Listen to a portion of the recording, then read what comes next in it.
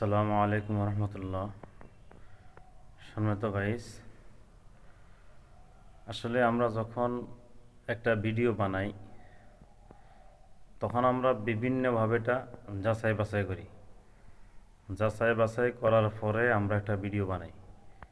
এই ভিডিওটা আমরা তারপরে ডাউনলোড দিই বা পোস্ট করি।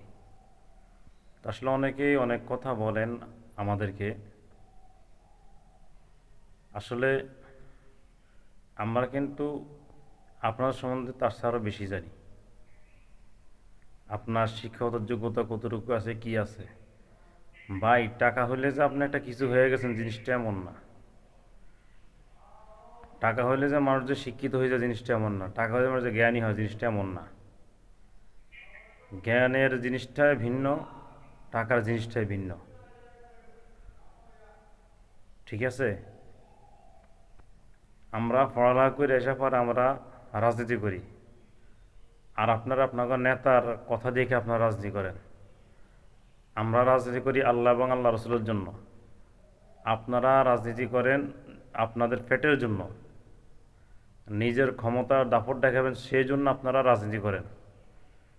আপনাদের রাজনীতি আর আমাদের রাজনীতি আকাশ পাতাল ব্যবধান।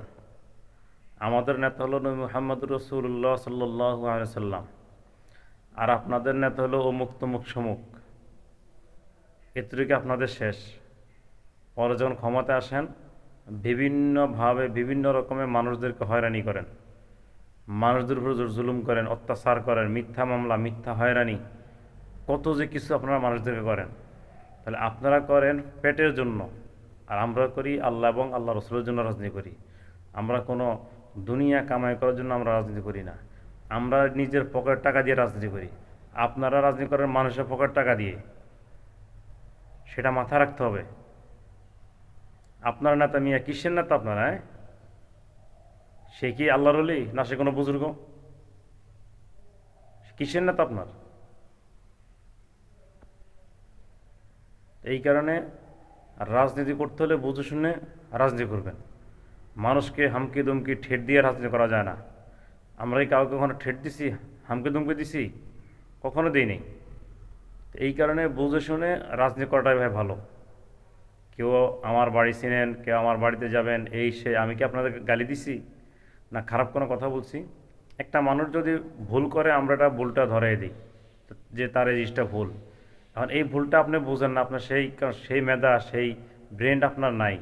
এখন না বুঝে আপনি যদি কুকুরের মতো যদি ঘেউ ঘেউ করেন, এই ঘেউ ঘেউ ভাই কোনো কাজ হবে না। আগে নিজে ভালো করে পড়ালেখা করেন এটার উপরে, তারপরে ফেসবুকে পোস্ট করিয়েন, ভালো কথা বললেন। যদি পারেন ভালো কথা বললেন, আর না বললে বাস কথা বলবেন না, চুপচাপ থাকবেন। এটি হলো নিয়ম।